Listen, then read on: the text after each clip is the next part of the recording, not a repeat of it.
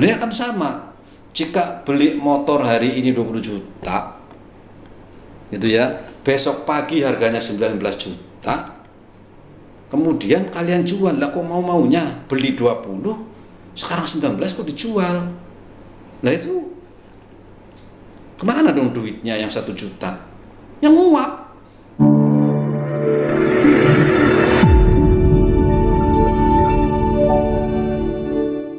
Disclaimer. Halo, ketemu lagi dengan Cryptoverse Republic. Video kali ini kami menjawab pertanyaan, kemana larinya uang kita jika melakukan trading forex, gitu ya. Nah ini kan sebuah pertanyaan mungkin bagi kalian yang trading atau mungkin pernah loss gitu ya. Kok saya trading duitnya habis, itu duitnya kemana gitu ya. Oke, nanti akan saya coba terangkan secara sederhana saja. Tapi sebelum itu kita harus melihat dulu gambar besarnya guys. Jadi jangan cuman tahu buy, sell, depo, withdraw tuh jangan guys. Ya kita sedikit belajar lah, karena apapun itu kalau kita tidak tahu apa yang kita perdagangkan pasti ujung-ujungnya ya habis lah gitu ya. Mau jualan apa aja lah, jualan bakso, jualan apa, itu kan tetap aja ada ilmunya guys. Nah kalian trading forex, trading saham, trading kripto, ilmu adalah wajib, nggak bisa enggak gitu, wajib, makanya harus kita belajar. Oke, sebelum nanti yang sederhana kita coba sedikit yang bukan rumit lah sebetulnya, untuk pengetahuan saja. Oke, siapa sih yang terlibat dalam lingkaran trading forex guys? Yang terlibat lah ya, yang siapa aja sih yang ada di sana yang membuat saya rugi, membuat saya untung, atau apa namanya ya, artinya apa saja sih yang dalamnya supaya kita tahu gitu ya. Jangan investasi bodong kita masuki, jangan begitu. Oke, yang pertama pasti negara guys. Otomatis negara melindungi atau paling tidak ya menjamin lah ya, karena dia yang mengeluarkan apa sih namanya, izin usaha seperti SYUP lewat Kemenhumkam misalkan, karena berbentuk perseroan. Itu satu. Yang kedua pastinya OJK, Otoritas Jasa Keuangan. Dia itu yang mengawasi setiap jalannya atau apa namanya, ikut aturan negara lah gitu, dari A sampai Z itu harus tegak lurus gitu ya. Kalau belok ke kiri disabet, jangan kiri, lurus. Kalau kanan sahabat lagi, kalau berhenti ditanya lu kenapa berhenti gitu ya, lihat nasabah bagaimana dan lain-lain lah. Artinya negara itu tetap menjaga atau paling tidak melindungi siapapun investor yang ada di dalamnya, kan seperti itu. Pokoknya kalau ikut aturan ya harusnya nggak ada masalah, seharusnya kan seperti itu. Nah selanjutnya adalah ada namanya perusahaan clearing gitu ya. Jadi ada PT Clearing Penjamin Efek Indonesia, yaitu masih di bawah naungan negara juga. Dia adalah tukang catatnya guys. Ini sederhana ya, tukang catatnya lah. Artinya kalau saya depo, uang saya depo nih ke broker gitu ya, ke apa sih namanya, ya ke brokernya gitu, broker forex, itu saya transfer ke PT A. Nah nanti itu dicatat oleh lembaga clearing guys. Jadi bahwa saya udah transfer sekian, dibeli untuk membeli A sekian gitu, itu clearingnya gitu ya. Jadi dia yang mencatat, pokoknya catatannya dia. Artinya yang jadi pegangan adalah yang ada di lembaga clearing, bukan catatannya si broker gitu ya. Ini otomatis, itu istilahnya kan biar sederhana. Selanjutnya ada lembaga kustodian sentral efek Indonesia. Jadi dia itu sebuah lembaga ya, perusahaan PT gitu ya, tapi di bawah naungan negara, BUMN itu atau KISE yang tadi KIPE, KEPAI ya, KEPAI dengan KISE, kalian ingat. Nah kustodi ini adalah tadi seandainya saya transfer, kemudian saya beli emas misalkan, saya beli emas, nah emasnya di apa namanya, yang nyimpan gitu ya, yang nyimpan aksesnya adalah lembaga kustodian. Jadi beda-beda guys. Ini broker, uang kita masuk ke broker, broker dicatat oleh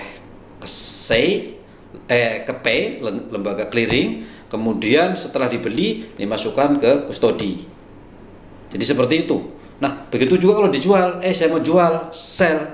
nanti kustodi mengeluarkan emasnya, clearing mencatat penjualannya, kemudian kalau di withdraw kita yang ambil disahkan oleh lembaga clearing.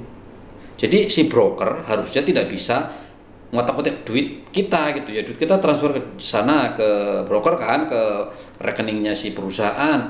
Itu bukan berarti si yang punya yang punya perusahaan itu saya mau pakai dulu duitnya deh, keluarin. Nggak bisa kalau menurut aturan begitu. Nah, soal di dalamnya auditnya dan lain-lain belak-belok saya nggak tahu, tapi secara aturan begitu. Secara aturan mustahil bangkrut, mustahil disalahgunakan, mustahil, karena kan negara udah ngawasin. Yang ngawasin bukan banyak gitu ya, mulai dari perusahaan ngurusin pajaknya dan lain sebagainya, izinnya dan lain-lain. OJK ngurusin duit-duitnya. Nanti ada lagi kustodinya, nanti ada lagi clearingnya, kan banyak. Selanjutnya adalah perusahaan itu sendiri. Itu yang berhubungan langsung dengan kita.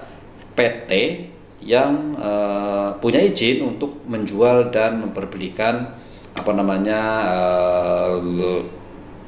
aset gitu ya, mau emas, mau US dollar, mau euro USD, USDC, PY dan lain-lain. Nah itu di situ gitu ya.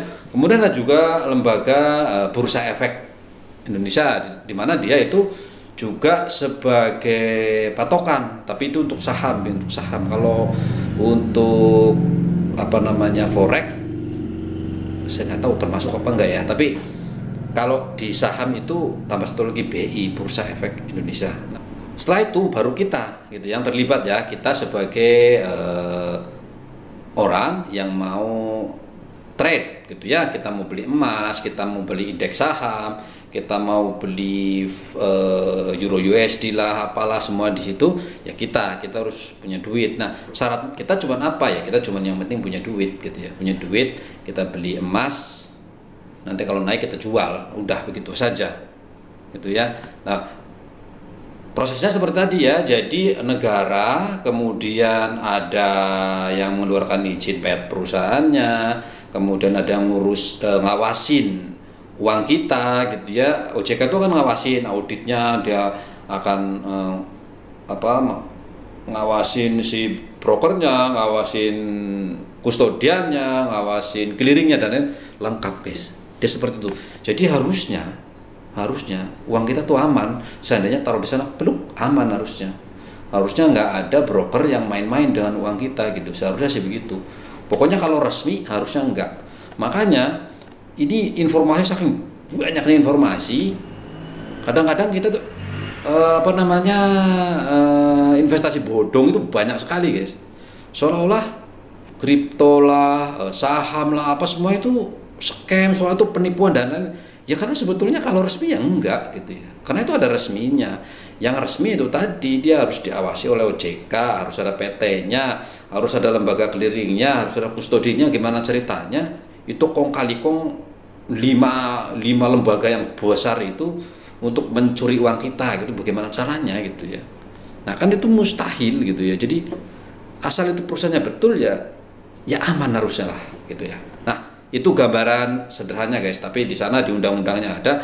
Kalian lihat ada undang-undangnya di Bapepti.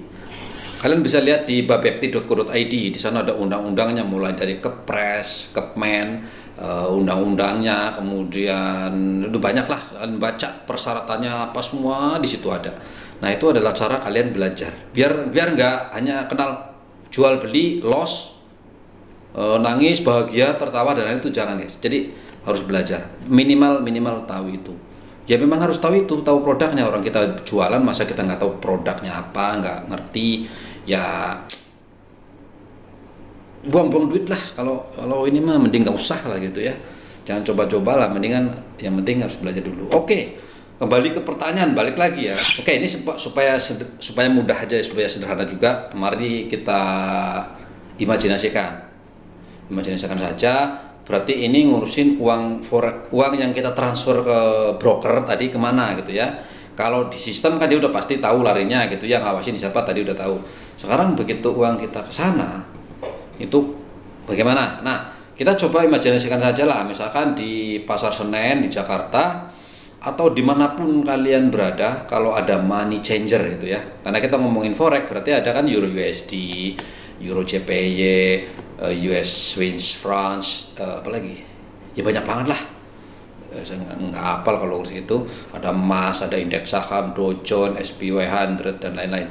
Ada banyak di sana, termasuk oli juga dijual di situ. Minyak bumi maksudnya, bukan oli. Nah, kalau kita ada money changer, kita datang ke sana bawa dolar. Pada saat kita ingin beli suatu, misalkan Euro USD, misalkan Euro USD berarti Euro adalah mata uang Eropa di Inggris, USD adalah mata uang di Amerika, global. Nah,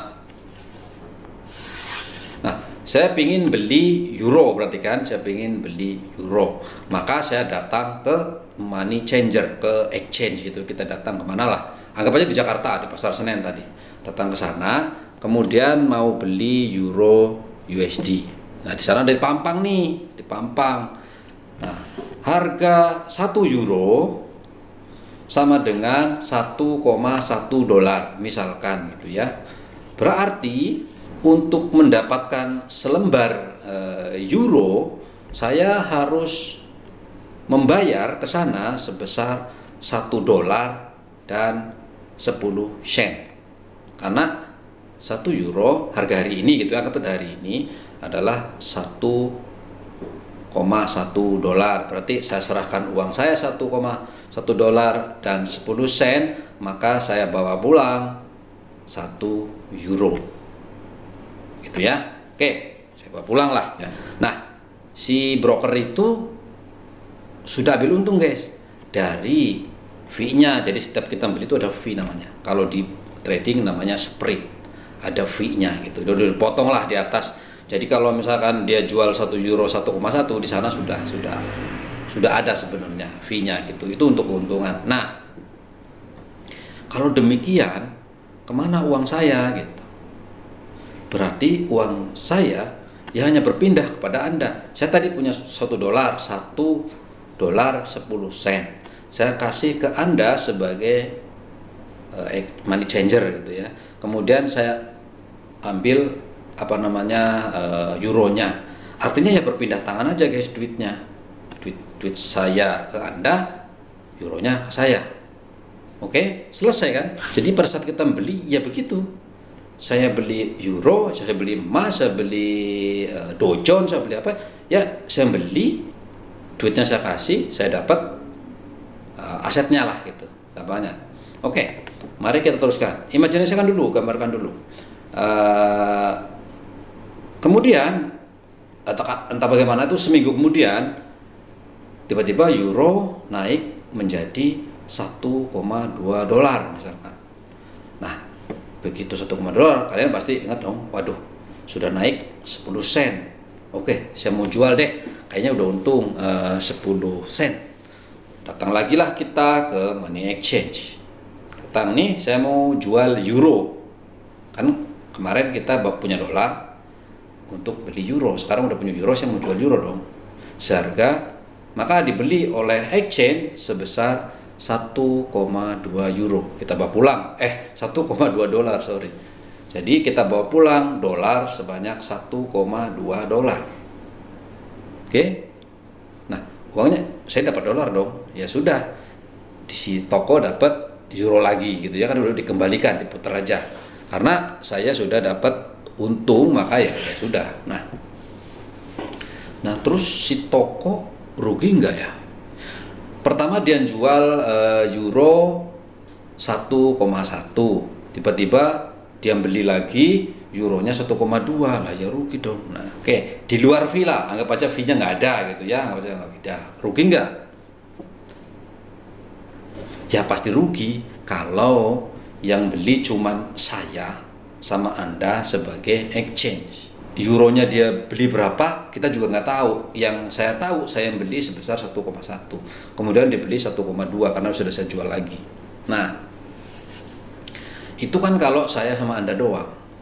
Sekarang bayangkan seandainya ada 100 orang nih, ada yang beli, ada yang menjual, dengan harga sekian beli sekian dan terus, atau misalkan ada 100 orang atau 1000 orang atau berjuta-juta orang di seluruh dunia, karena ini kan satu dunia ya, walaupun pada dasarnya itu yang numplak di satu exchange. Kalau satu exchange cuman 100 orang ya satu exchange, cuman bursanya memang ikut dunia gitu ya, jadi harga naik turunnya ikut dunia. Nah, sebenarnya duit itu yang muter-muter kepada pelanggannya dia aja gitu. Misalkan satu exchange ada 1000 pelanggan gitu, 1000 orang gitu ya, ya duitnya muter dari saya ke anda ke saya, muter aja gitu. Nah, terus apa semua untung? Pertanyaannya kan gitu ya. Kalau semua untung, duitnya dari mana gitu? Nah, normalnya kalau orang waras nih ya, kalau jual sesuatu harusnya kan lebih tinggi dari waktu beli. Nah kan gitu, supaya nggak rugi. Saya beli 1,1, ya kalau harganya hari ini 1,2 ya saya jual karena untung. Tapi kalau harganya $1 masa gue jual? Ya kan gitu ya. Nah, kenapa orang mau jual di bawah harga beli? Pasti ada alasan dong. Biasanya gitu. Pertama, mungkin saya butuh duit. Saya belinya $1, 1,1 sekarang udah turun $1 nih euro. Saya jual dapat, saya rugi 10 sen. Saya jual juga tapi saya butuh duit. Yang kedua, karena kita tahu harganya dolar kok turun terus ya euro ya. Kemarin 1,1, sekarang turun dari 1, udah turun ke 9. Waduh, gimana dong? Udah deh, saya jual aja, nggak apa-apa jual rugi. Itu kedua orang yang rugi, guys. Nah, ya manusia seperti itu. Ada yang ada yang takut, ada yang butuh duit, ada yang ya pokoknya intinya ada dua itu. Pokoknya normalnya, warasnya jual itu ya kalau harganya lebih tinggi gitu ya. Nah, tapi kan belum tentu naik, belum tentu itu. Ya iya, soal naik dan turun itu adalah tergantung supply and demand gitu ya. Kalau saya mau ke luar negeri, misalkan saya mau ke mana? Ke Amerika, saya kan butuh dolar banyak. Ya kan? Saya mau ke Amerika butuh dolar banyak, punya euro. Ya mau rugi mau apa ya saya jual aja. Orang saya mau butuh dolarnya, merugi kayak mau apa kayak udah deh, nggak apa-apa. Yang penting saya mau jalan. Bahwa kalau kita mau ke Eropa, padahal saya kemarin beli mahal, saya nggak apa-apa deh, saya jual, saya beli euro mahal-mahal juga nggak apa-apa gitu. Nah, pada saat ada orang yang mau beli mahal, kan ada orang lain yang diuntungkan. Saya mau beli mahal karena saya perlu gitu. Saya beli dan saya orang lain mungkin diuntungkan dari kebutuhan saya gitu ya. Nah, di dalam trading juga sebetulnya seperti itu. Cuman karena bukan fisik. Tadi kan fisik, kita ngomongin fisik. Sekarang bagaimana kalau itu semua catatan gitu ya. Saya masukkan uang, saya klik buy untuk forex. Ya sebenarnya beli di situ. Uang saya di situ, saldo saya itu, makanya di situ ada kustodian. Pada saat kita buy, pada kita depo, duit kita di sana diawasi oleh lembaga clearing. Begitu beli emas, beli euro, beli itu, nanti clearing yang nyatet, tik. Oke, emasnya dikirim ke kustodian. Nanti kustodian tuh yang nyatet, nih emasnya di gua ya, tenang, aman gitu. Udah begitu. Nah kan sama gitu. Nanti kalau sudah sell, nanti catat sama clearing, di sell, nih ambil emasnya, dikasih ke orang lain. Ada orang lain yang beli, kan ada banyak orang, bukan saya doang sama toko gitu. Kalau berdua ya iya. Dan seperti itu. Ada toko, kemudian ada juga di situ kalau dia masih baru kan ada minimum. Misalkan saya mau bikin money changer itu yang broker forex, kan ada biaya minimum, guys. Mungkin sekitar 500 juta apa ya. Saya coba baca di itu ada kemampuannya ya. Sekitar 500 juta sampai 1 miliar lah untuk. Artinya apa?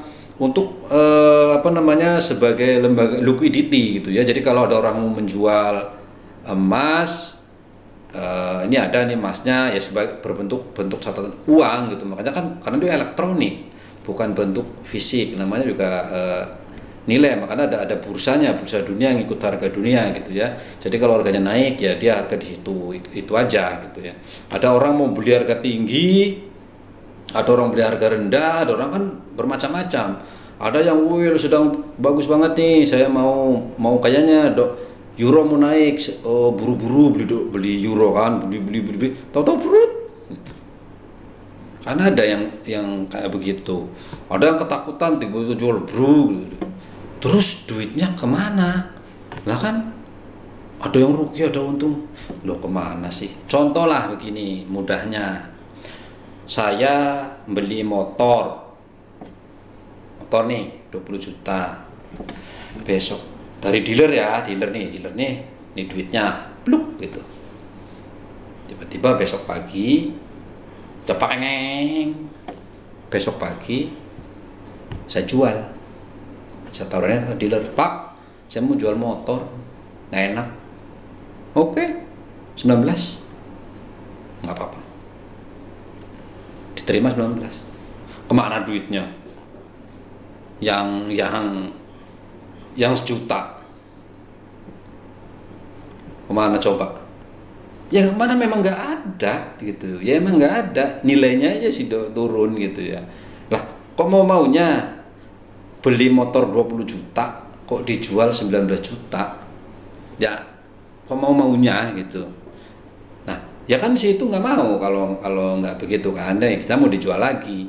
Kalau kemarin dia jual 20 kemudian kita udah bawa dia beli 19 ya wajar dong, namanya beli ya harus yang murah, nanti kan dijual lagi. Nanti kalau ada orang lain datang cukup masih mau beli motor nih 20 juta, bayar motor dibawa orang lain. Nah ini dapat lagi sejuta lagi, dapat sejuta dari saya, dapat sejuta dari sini. Itu yang untung dia gitu. Sederhana, cuman bedanya ini kan tertulis secara elektronik, cepat, bulet aja gitu. Jadi sederhana aja, nggak kemana-mana tuh duit itu bukan hilang ya, memang hilang. Ya pokoknya kalian beli motor 20 juta sudah dipakai sehari, datang lagi kok cuma ditawar 19 juta, kok dikasih gitu. Itu hilangnya duit itu seperti itu. Anda membeli emas, beli emas lah, membeli euro gitu. Hari ini saya membeli emas harganya misalkan $1.200 gitu ya hari ini. Kemudian besok pagi turun menjadi $1.000.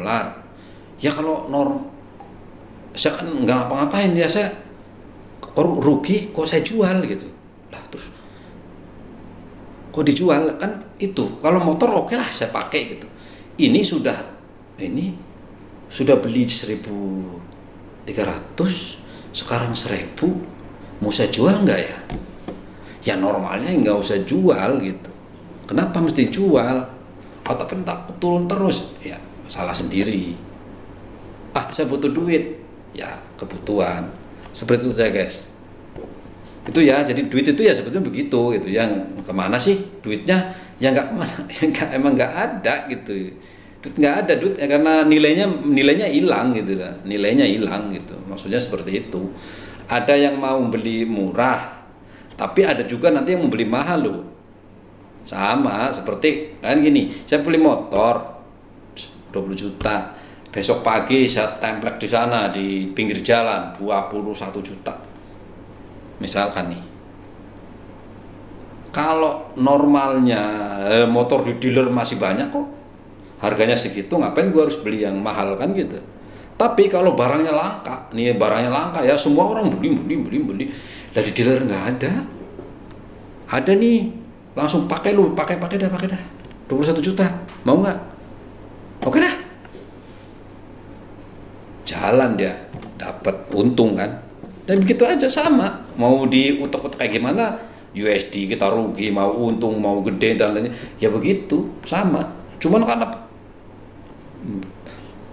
cepet aja sell, untung, klik buy, rugi lah, rugi ya, udah gitu. Seperti itulah ya. Tapi uang saya tiba-tiba habis loh, karena saya beli, habis itu saya biarin kok tiba-tiba hilang habis. Itu nggak bener, itu manipulasi. Oke, nah ini dalam perdagangan forex ada namanya margin call. Kalau tiba-tiba uangnya habis, itu yang disebut MC atau margin call. Itu kenapa terjadi? Itu karena ada namanya pinjaman atau leverage. Oke, misalkan begini. Misalkan hari ini harga euro adalah 1,1 dolar. Tapi ternyata saya nggak punya duit segitu. Nggak punya duit segitu nih. Nah, saya cuman punya 50 sen. Harusnya kan nggak bisa dong, kan harga euro kan 1,1. Masa duit 50 sen? Kan nggak bisa, belum dapet. Nah, pemilik toko ngomong, boleh beli euro sini, kamu punya duit berapa? 50 sen, oke. Nanti yang 60 sen pakai duit saya pinjamin gitu, kata broker gitu ya. Oke, siap. Tapi ya jangan dibawa pulang, taruh sini aja sebagai jaminan, ini 50 sennya. Kebelilah sudah. Dengan uang 50 sen saya punya euro walaupun nggak saya bawa pulang. Taruh di situ karena kan pakai duit dia juga yang 60 sen. Oke. Besok pagi tiba-tiba naik si dolar nih 1,3. Wih, naik loh 20 sen. Saya datang lah ucuk ke exchange. Bro, saya mau jual euro saya yang kemarin sekarang harganya sudah 1,3. Oke, dijual, jebret 1,3. Kemarin 1,1. Berarti untung 20 sen. Begitu kan? Nah, 1,3 yang 60 sennya diambil dong sama si broker, kan kemarin utang. Oke, diambil 60 sen, berarti yang 70 sen untuk kita gitu ya. Jadi untung saya kemarin modal 50 sen, sekarang jadi 70 sen. Dapatlah saya sekarang punya duit 50 sen. Si broker rugi? Enggak rugi, orang kan kemarin minjem dipinjemin udah di situ. Dibalikin lagi kan, dipotong sama dia langsung. Nah, itu kan kalau harganya naik. Tadi. Sekarang bagaimana kalau turun? Coba kalau turun, kan kita udah beli. Kita beli nih, tik gitu ya. Nah, kalau turun misalkan menjadi 1 dolar gitu ya. 1 dolar berarti waduh, udah turun, saya udah rugi 1 sen. Wah, kacau ini. Oke, rugi 1 sen. Kira-kira jual nggak ya? Udah rugi. Biar dulu deh. Oke, turun lagi 90 sen. Waduh, makin ngaco nih. Ke 90 sen. Saya udah rugi 20 sen. Berarti uang saya tinggal 30 sen karena kan saya modalnya 50 sen. Nah, tiba-tiba nggak dijual juga nih. Biar dulu ntar naik lagi. Tiba-tiba kan 80 sen. Waduh, sudah rugi 80. Sudah rugi kan 40 sennya. Nah, disinilah margin call. Toko akan ngomong ke Anda, wih, harga euro sekarang sudah 80 sen. Duitmu tinggal 10 sen nih. Bagaimana? Mau ditambahin nggak? Duitnya, kalau enggak nanti tak jual loh ini euronya, kan duit saya harus kembali.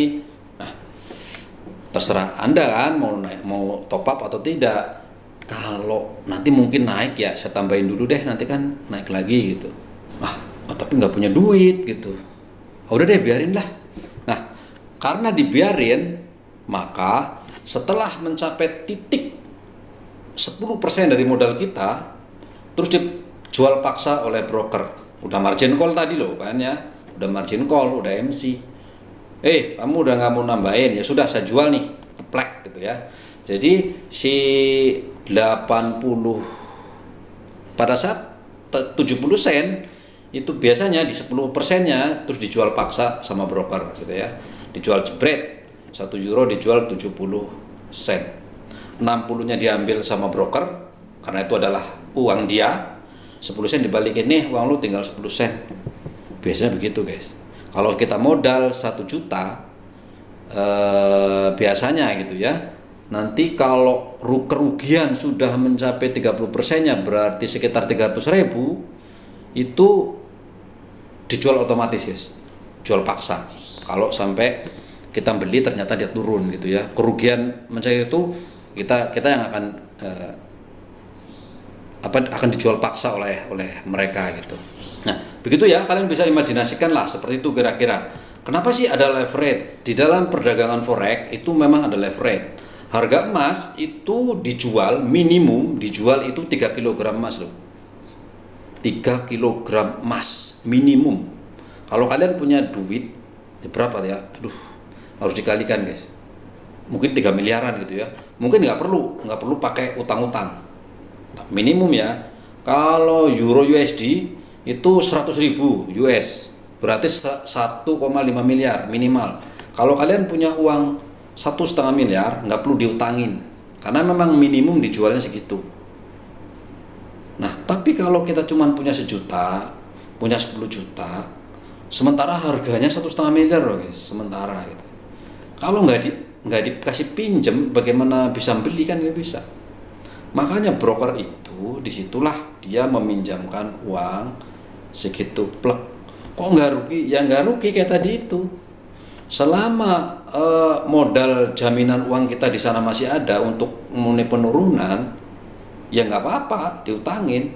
Nanti begitu uang kita sudah mau habis karena turun, karena salah, seplek, ya dijual paksa sama dia gitu ya. Nah, cara aman bagaimana? Ya modalnya digedein. Kalau kalian punya modal besar, sesuai harga, ya mau turun seberapa kan turunnya sebenarnya sedikit-sedikit. Karena belinya banyak, naik dan turunnya kelihatannya besar gitu ya. Oh, gede banget gitu ya. Kelihatan besar gitu ya, karena dipinjemin gitu, kalian enak aja udah minjem, udah dipinjem gitu ya. Nah, dari itu seperti itu.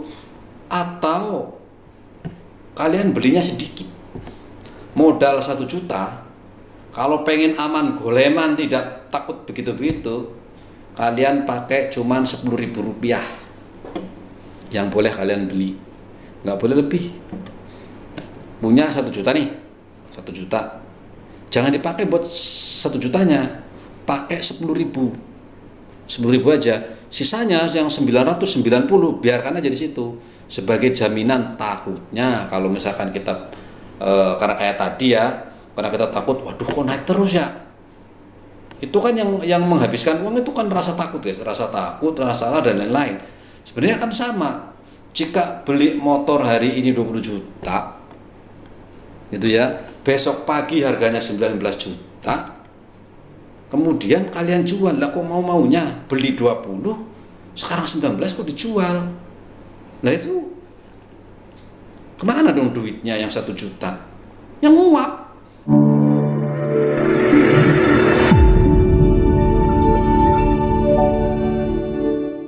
Disclaimer, semua video bersifat edukasi, dilarang mengikuti segala kegiatan mengatasnamakan channel ini. Forex, saham, dan kripto adalah bisnis beresiko tinggi dan bukan tempat mencari kekayaan dengan cepat. Tidak menerima titipan dana atau giveaway atau hadiah atau apapun bentuknya. Berhati-hatilah terhadap penipuan dan manipulasi yang menyerupai perdagangan aset ini.